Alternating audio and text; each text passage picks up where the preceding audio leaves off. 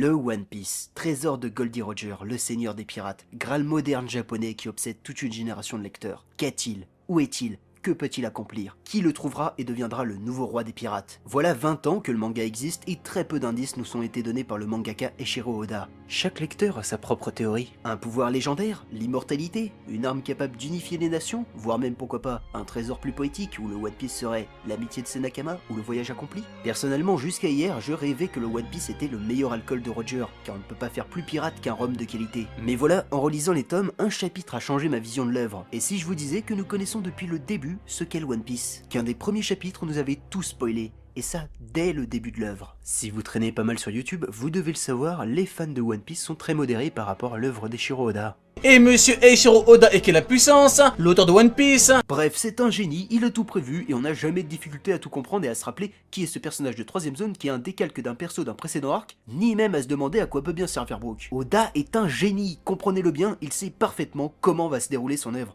L'œuvre de sa vie, une aventure si dense qu'il ne peut pas perdre du temps à faire des épisodes filler. Pourtant, il en a bien fait par le passé. Preuve en est le chapitre 22, qui nous raconte une petite aventure assez étrange, car n'a aucun incident sur les personnages et sur son univers. Or, je vous l'ai dit, Oda est un génie. C'est pas moi qui le dis, donc il y a forcément anguille sous roche. Dans ce chapitre 22, Luffy, Nami et Zoro rencontrent Gaimon, un pirate protégeant seul une île remplie d'animaux rares et qui a la particularité d'être enfermé depuis 20 ans dans un coffre. Bizarre, n'est-ce pas? Pourquoi nous avoir placé ça là, comme ça, alors qu'il n'y a aucun combat? Eh bien je vais vous le dire, Oda nous a flash-forwardisé Gaimon et le One Piece. Et oui, c'est logique, c'est un homme trésor.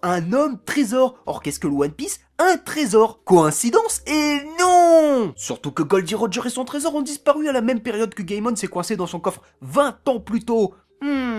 Coïncidence? Je ne crois pas. Gaimon et le One Piece, c'est même Goldie Roger en personne. Je vous le dis. Voilà le secret d'Eiichiro Oda. Il s'est bien moqué de nous en nous la mettant sous le nez depuis le début. Tel un grand écrivain policier comme Agatha Christie ou Mark Levy. Et je te vois là, toi, me dire... Oui, mais ça n'a pas de sens. Il ne ressemble pas à Goldie Roger et ça peut pas être le One Piece. C'est ridicule. Mais je vous l'ai dit, vos contre-arguments, c'est du pipeau.